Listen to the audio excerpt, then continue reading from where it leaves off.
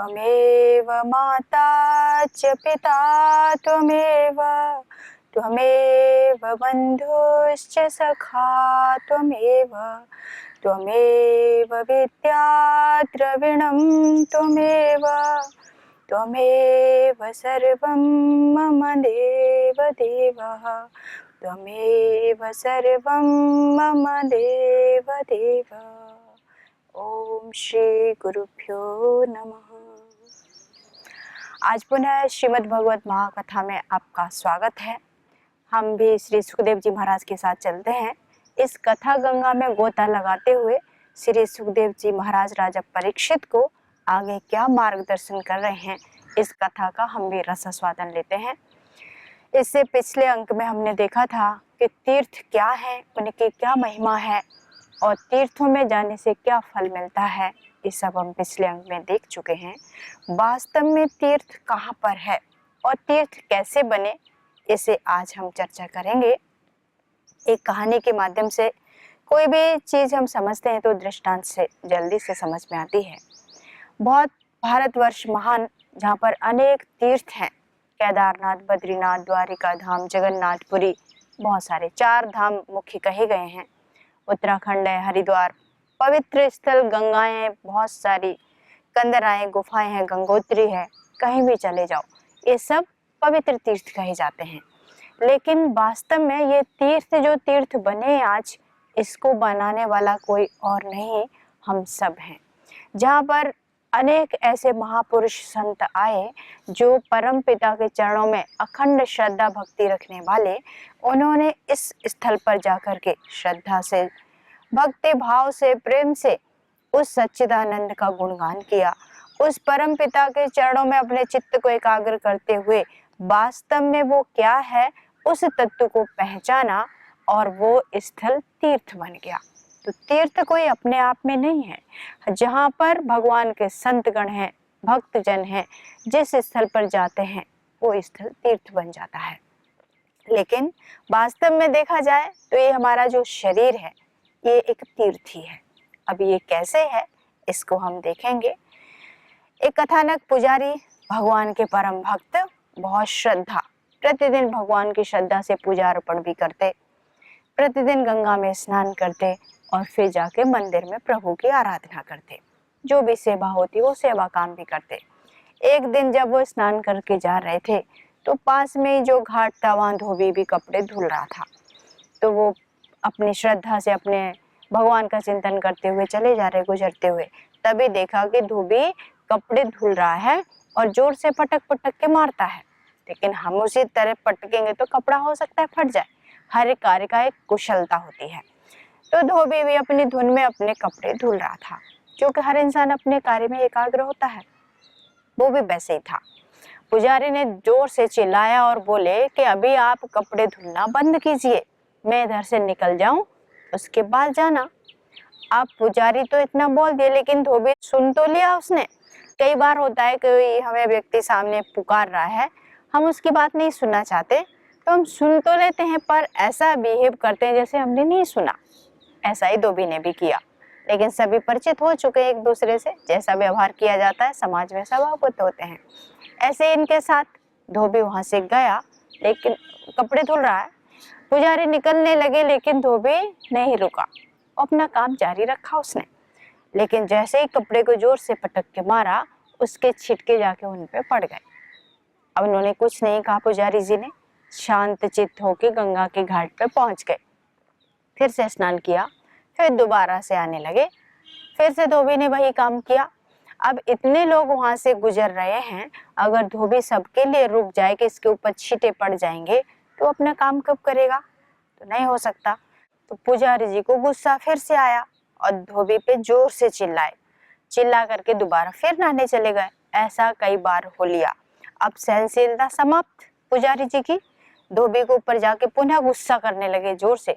धोबी ने भी कपड़ा साइड में रखा, वो भी गुस्सा करने लगा। पुजारी जी ने पत्थर उठाया मारने के लिए, धोबी भी उठा लिया।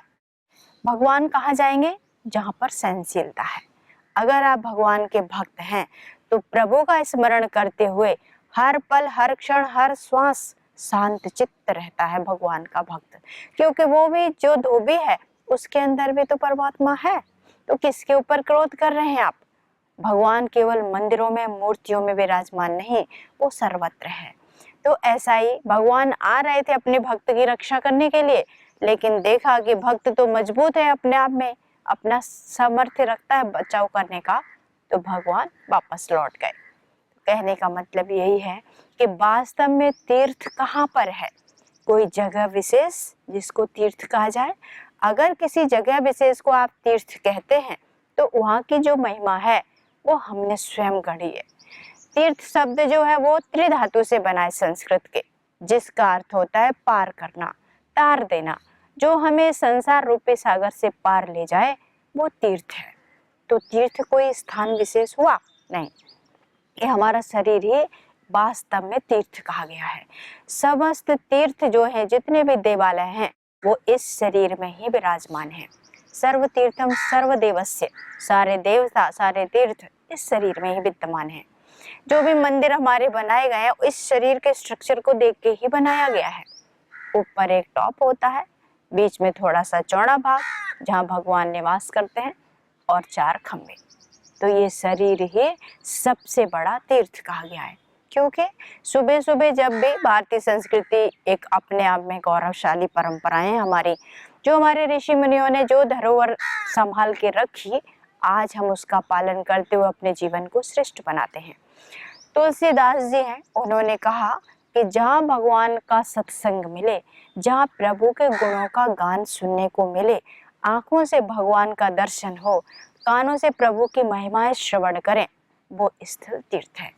और कहा भी है कि बिनु सत्संग विवेक न होई, और राम कृपा बिनु सुलभ न सोई। प्रभु की कृपा बिना सत्संग कदापि प्राप्त नहीं होता, क्योंकि हम भगवान का चिंतन नहीं करते, प्रभु ही हमारा करते हैं।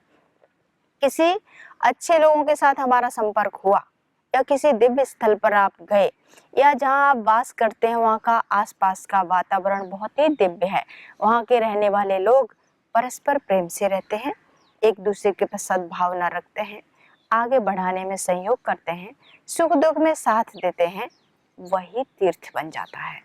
तो जहाँ इस तरह की विचारधारा वाले लोग हैं, अच्छा व्यवहार करने वाले लोग हैं, उनके साथ आपका जो संपर्क है बहुत ही प्रेम पूर्वक है।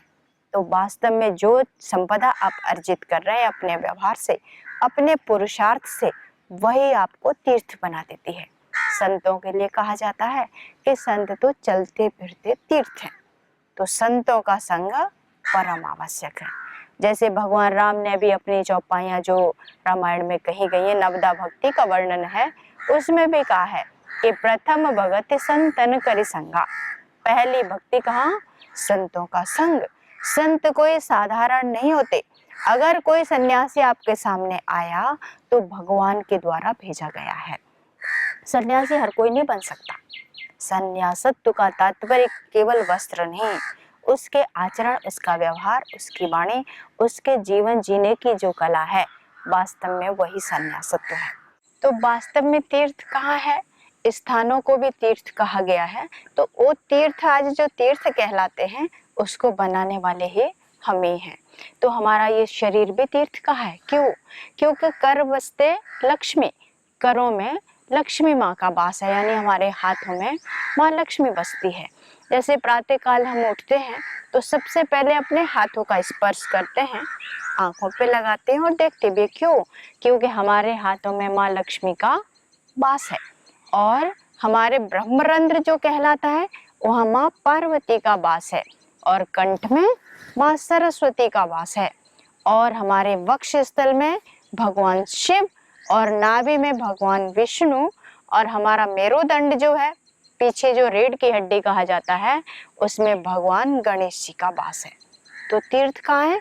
ये शरीर ही तीर्थ है। इसलिए इसमें वही चीज खाना या वही चीज डालना जो हम भगवान को अर्पण करते हैं। जैसे मंदिरों में हम कहीं जाते हैं तो क्या भगवान को मांस, मछली, अंडा ये सब चढ़ाएंगे? नहीं। जो हम भगवान को अर्पण नहीं कर सकते वो इसमें भी नहीं डालना चाहिए, क्योंकि ये वास्तव में भगवान का कोई मंदिर है तो ये शरीर ही है। क्योंकि भगवान कहीं पत्थरों में नहीं बैठा है। आपके भक्त की श्रद्धा जहाँ है भगवान वहाँ विराजमान है। तो सबसे पहले भगवान कहते हैं मेरा वास जो है वो तेरा हृदय गुहा ही मेरा वास है। कोई संसार के मठ मंदिरों में मैं नहीं विराजमान हूँ, मैं तेरे अंदर हूँ। भगवान श्री कृष्ण जब आते हैं इस धराधाम पर, उस समय माँ यशोदा के साथ जो उनकी बाल लीलाएं होती हैं उनका आनंद वो स्वयं भी लेते हैं, और उनके साथ जो रहने वाले गोपी ग्वाला थे वो सभी भी उसका आनंद लेते थे। तो माँ यशोदा केवल हमेशा उनके आंखों में अश्रुपात, एक ही भय कि भगवान मुझसे कहीं दूर ना हो जाएं, कहीं मेरा पुत्र मुझसे जुदा ना हो जाए। बीच बीच में उनको अपना दर्शन भी कराते थे विराट रूप का, कि मैं कोई साधारण बालक नहीं, एक दिव्य आत्मा इस धराधाम पर प्रभु का विग्रह ही बालक के रूप में अपना कर्म कर रहा है। जब उनको ये विशेष रूप अपना दिखाते तो फिर रोने लग जाती कि ये भगवान ने, मैंने तो अपना बेटा मांगा था, मुझे मेरा पुत्र चाहिए, मैं भगवान नहीं। तो भगवान समझाते हैं बार बार कि मैं कहीं भी चला जाऊं, मैं आपसे दूर कभी हो ही नहीं सकता। क्यों? क्योंकि भगवान का जो वास है उनके हृदय गुहा में है। कोई भी मनुष्य है, कोई भी जीव जंतु है, भगवान सबके कट कट में विराजमान है। तो जो कहा भी जाता है कि सब घट में रोसाइयां, बलिहारी व घट की जाघट प्रगट हो। भगवान तो सब में है, लेकिन विशेषता किसकी है? जिस घट में भगवान दर्शन दे दे वो एक श्रेष्ठ है, वो दिव्य है अपने आप में। तो ऐसे ही भगवान श्री कृष्ण लीला तो कर रहे हैं, गोपी ग्वालाओं के साथ खेलते हैं, माखन चोरी सब काम करते हैं जैसे एक नॉर्मल बच्चा करता हो। लेकिन भगवान की जो दिव्य लीला है वो तो वही जान सकता है जिसको वो जनाना चाहते हैं। तो वास्तव में तीर्थ कोई विशेष स्थल नहीं है, हमारा शरीर ही तीर्थ है। इसीलिए इसके द्वारा जो साधन हमें मिला है, ऐसे कर्म कीजिए, ऐसे पुरुषार्थ करिए, ऐसी दुआएं कमाइए जहाँ पर आपका पैसा काम नहीं आता, जहाँ आपके संगी साथी या मित्र साथ छोड़ देते हैं, वहाँ पर ये कमाई आपके काम आती है। जैसे कई बार हम मार्केट में भी जाते हैं, कहीं पर कोई चीज़ वस्तु या खरीदने की आवश्यकता पड़ती है तो वहाँ जाएंगे। ऐसे ही कोई फल वाला एक फल बेच रहा है, मान लीजिए आप फल प्रतिदिन वहीं से खरीदते हैं। एक दिन आप जा रहे हैं फल लेने के लिए, लेकिन उसके पास ताज़ी फल नहीं है। आपको तो नहीं पता वो फल ताज़ी है या पुराना रखा हुआ है, लेकिन उसकी ईमानदारी जो फल बेच रहा है वो कह रहा है आप आज यहाँ से मत लीजिए, सामने वाले से ले लो, क्योंकि मेरे पास ताज़ी फल नहीं है। चाहता तो वो आपको दे सकता था तौल करके, और आप पैसे भी दे देते जितना वो मांगता। लेकिन उस व्यक्ति का ये जो व्यवहार है उसको देख के आपके मन में जो भाव उठेगा, आप उसकी कल्पना कीजिए। सपोज आप वहीं पर खड़े हैं, आप उसी जगह हैं, दूसरा व्यक्ति भी है, जो चीज़ आपको नहीं लेनी चाहिए थी और किसी दूसरी दुकान से भी आपने खरीदा, उसने 2-4 फल सड़े भी रख दिए, एक दोस्त के साथ ठीक रख दिया। अब आप घर में गए, जिसने आपके साथ गलत कर दिया उसे आप दुआएं देंगे या आप बद्दुआएं देंगे? वास्तव में दुआएं ली नहीं जाती हैं, कमाई जाती हैं। तो जिस व्यक्ति ने आपसे कहा था कि फल मेरे पास ताज़े नहीं, आप कहीं और से ले लीजिए, तो उसके लिए जब आप घर में जाएंगे, जब फलों को आप निकालेंगे, तो एक बार उस व्यक्ति का स्मरण जरूर होगा जिसने कहा था कि मेरे पास फल ताज़े नहीं है, आप सामने वाले से ले लीजिए। तो वो व्यक्ति आपसे दुआएं कमाया, तो जो दुआ उसने अभी कमाई, हो सकता है अभी वो किसी काम ना आए, लेकिन कई बार हम आशा रखते हैं संसार में कि ये मेरा मित्र है, मेरे माता पिता भाई बंधु सखा आदि बहुत रिश्ते हैं, ये जब कभी संकट होगा तो मेरी सहायता करेंगे। हो सकता है वो उस समय आपके पास उपस्थित ना हो, कहीं बाहर हो। कहने का तात्पर्य ये नहीं कि वो आपकी मदद नहीं करेंगे, लेकिन मान लो को भी ऐसा कोई पल आ गया जिससे आप उम्मीद रख रहे थे, वो व्यक्ति बहुत दूर है आपसे, आप चाहते हुए भी वो आपके लिए कुछ नहीं कर पा रहा, तब क्या करेंगे? उस समय आपके द्वारा जो व्यवहार किया गया था, जो आपने कभी पुरुषार्थ करके कमाई इकट्ठी की थी, वो दुआएं उस समय आपकी रक्षा करती हैं। ना जाने किस रूप में आकर के कौन आपकी मदद करके चला जाएगा, हमें पता भी नहीं चलेगा। इसीलिए बार बार एक ही बात कही जाती है कि हमारा व्यवहार, हमारा आचरण, हमारे द्वारा जो कर्म किए जा रहे हैं वो ऐसे हों कि मनसा वाचा कर्मणा किसी को पीड़ा ना हो।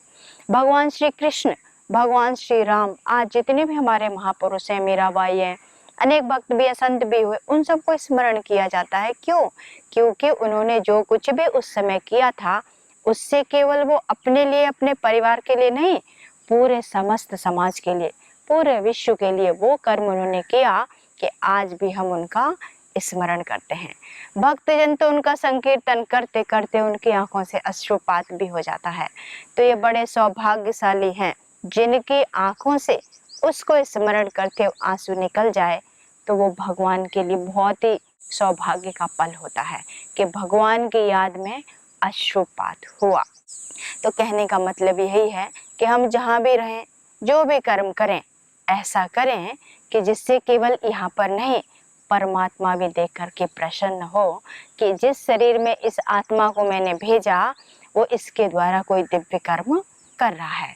अपने लिए और अपनों के लिए तो दुनिया जीती है, लेकिन दूसरे के लिए, समाज के लिए जब जीते हैं व्यक्ति, तो एक अंदर ही आह्लाद होता है, एक अलग ही आनंद, एक अलग प्रसन्नता प्राप्त होती है। ऐसा कभी करके देखना। जैसे कोई भूखा व्यक्ति हमारे सामने बैठा है, हम भी बैठे हुए हैं, हमारे पास सब कुछ है खाने के लिए, लेकिन उसके पास कुछ भी नहीं, तब ये भारतीय संस्कृति अपने आप में एक श्रेष्ठ है। भारतीय जो भी है वास्तव में जो हमारे पूर्वजों का स्मरण करता है, भगवत चिंतन करता है, वो अकेले ग्रहण कुछ कर ही नहीं सकता। जो कुछ उसके पास आया वो बांटना चाहता है, भले ही सामने वाला ले या ना ले उसकी इच्छा, लेकिन एक बार जरूर पूछेगा कि आपको भी भोजन ग्रहण करना है क्या। भले ही आप धन्यवाद करते हुए मना कर दें, लेकिन हमारा जो व्यवहार है क्या है कि सामने वाले से एक बार जरूर पूछ लो, क्योंकि सब घट में वही विद्यमान है। जब हम किसी का अपमान कर रहे होते हैं, किसी को परेशान कर रहे होते हैं, उस समय उस व्यक्ति को नहीं, ये तो शरीर है जो भगवान ने एक साधन बना करके भेजा था। आप सोच रहे हैं कि मैंने इस व्यक्ति को दुखी किया, वास्तव में वो व्यक्ति को नहीं, वो तो एक शरीर था जिसे आप व्यक्ति कह रहे थे, उसको आप कष्ट पहुंचा सकते हैं, लेकिन उसके अंदर विद्यमान जो नारायण है वो दुखी होता है। जब हम किसी के आंखों में अश्रु देते हैं तो केवल वो व्यक्ति जिस शरीर रूपी इस पिंजरे में बैठा है वो नहीं, परमात्मा की आंखों से अश्रुपात होते हैं। इसलिए हमारे द्वारा ऐसे कर्म हों कि आसपास के लोग ही नहीं, बल्कि ये शरीर हमारा जब छूटे तो इस संसार में आने वाली पीढ़ियां भी हमारे कर्मों को याद करके स्मरण करें। आपको याद नहीं किया जाएगा, आपके द्वारा किए गए जो कर्म हैं उनको याद किया जाता है। भगवान कृष्ण को आज भी सब याद करते हैं श्रद्धा से। वृंदावन, मथुरा, गोकुल कहीं भी चले जाओ, वहाँ पर राधे राधे, जय श्री कृष्ण आदि नामों से संबोधन भी आपस में करते हैं। तो क्यों? क्योंकि भगवान ने उस समय जो भी उनके ऊपर संकट थे, ब्रजवासियों के ऊपर, वृंदावन में रहने वाले लोग, कंस के द्वारा जो सताए जाते थे, उन सब से उनकी रक्षा की। इसलिए आज भगवान श्री कृष्ण को स्मरण किया जाता है। उस समय भगवान राम, उस समय रावण का आतंक था, पूतना भगवान कृष्ण के समय में थी, ताड़का भगवान श्री राम के समय में, ऐसे अनेक आसुरी वृत्ति वाले लोग हर युग में मिल जाते हैं। वर्तमान में भी देख लो, सभी परिचित ही हैं। किसी को पीड़ा जो पहुंचाए वो रावण, और किसी की आंखों में जब प्रसन्नता भरे खुशियां लाए किसी के जीवन में, वो भगवान कृष्ण, वही भगवान राम है। भगवान क्या, भगवान कोई एक दिव्य चेतना का नाम ही भगवान, यानी भग ऐश्वर्य, जिसके पास सब कुछ है वो भगवान है। तो भगवान का तात्पर्य जो सर्व संपन्न है, सब कुछ जिसके पास है वही भगवान है। तो सब कुछ से तात्पर्य केवल आपके पास धन हो, अर्थ हो, बहुत सारा धन संपदा हो, इसी का नाम सब कुछ नहीं होता है। सब कुछ से तात्पर्य आपका व्यवहार, आपका आचरण, और धन संपन्नता भी जरूरी है, क्योंकि उपनिषदों में भी कहा गया है केवल एक पक्ष को विकसित करने का नाम विकास नहीं होता है। केवल आप आध्यात्मिक ही पथ पर चलते जाओ, माला लेके दिन भर भजन करते रहो, ऐसा भगवान ने नहीं कहा। और ना ही भगवान ने ऐसा किया, वो राम रूप में, कृष्ण रूप में आकर के जीना भी उन्होंने सिखाया कि कैसे जीना है। तो आर्थिक बैलेंस भी चाहिए और आध्यात्मिक सत्ता भी चाहिए। जिसके पास ये दोनों बराबर हैं वो पलड़ा ठीक से चलता है। तो इसलिए यहाँ कहा भी है, ऐसे लोगों का संग करें जिससे आपका जो लेवल है चेतना का और उच्च हो जाए, ऊपर की ओर सोचना। जैसा हम सोचते हैं वैसे हम बनते चले जाते हैं। आप वो सोचना जो आप बनना चाहते हैं। जैसे कहा भी है कि संतों के पास जब हम जाते हैं या किसी मंदिर मठ में जाते हैं, कोई ऐसी दिव्य चेतना के सानिध्य में जब हम जाते हैं जहाँ जाने मात्र से एक अलग ही आनंद की अनुभूति होती है, एक अलग प्रसन्नता झलकती है हमारे चेहरे पर। तो वो क्यों? क्योंकि वो व्यक्ति उस चेतना के लेवल पर पहुंचा हुआ है।